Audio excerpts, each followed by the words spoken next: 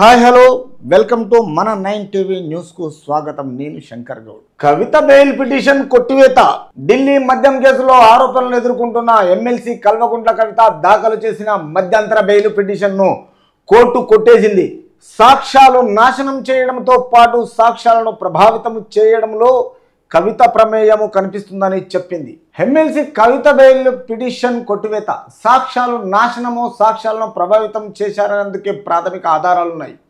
ఆమె సమాజంలో పలుకుబడి గల వ్యక్తి. బెయిల్ ఇస్తే మళ్ళీ సాక్ష్యాలను ప్రభావితం చేయొచ్చు. మైనర్ కుమారుడు పరీక్షలకు ఆమె నైతిక మద్దతు అక్కర్లేదు. ఆమె బంధువులు చూస్తారు. 21 పేజీల తీర్పు వెలువరించిన ఢిల్లీలోని రౌస్ అవెన్యూ కోర్టు న్యాయమూర్తి. సో కల్వకుంట్ల కవిత గారు పిటిషన్ దాఖలు చేశారు. ఎందుకంటే బయటికి రావడానికి బెయిల్ పిటిషన్ దాఖలు చేయడం జరిగింది అవెన్యూ కోర్టు న్యూఢిల్లీ.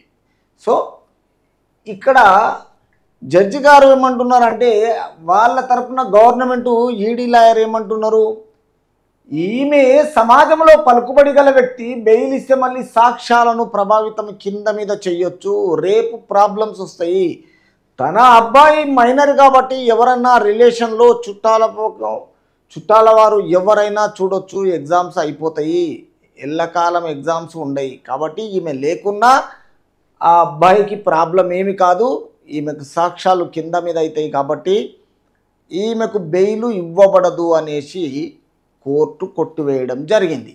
తో ఈ విషయంలో నైతిక మద్దతు అక్కర్లేదు. మైనర్ కుమారుడి పరీక్షలకు ఆమె నైతిక మద్దతు అక్కర్లేదు.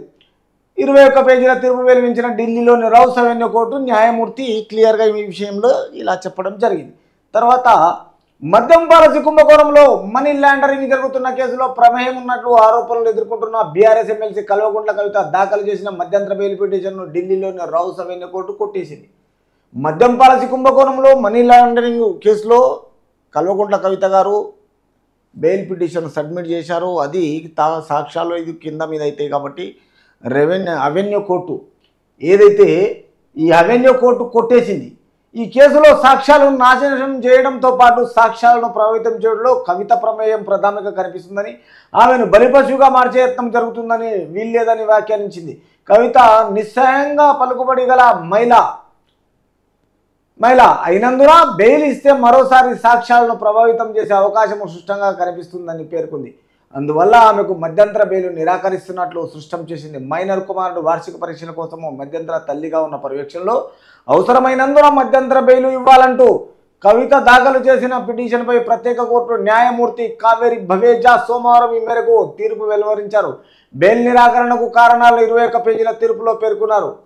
అంటే ఈమె అడిగింది ఏంటంటే, మా అబ్బాయి ఎగ్జామ్స్ ఉన్నాయి, ఆ ఎగ్జామ్స్ ఏమి కాదు, మీరు బయటికి వచ్చేసే సాక్ష్యాలు కింద మీద అవుతాయి కాబట్టి మీకు పలుకుబడి ఉన్న వ్యక్తి అని ఎంబడే ఈ అవెన్యూ కోర్టు నుంచి చేసిన పిటిషన్ అన్ని ప్రత్యేక కోర్టు న్యాయమూర్తి కావేరి భవేజా సోమవారం నాడు ఈ విషయంలో కోర్టును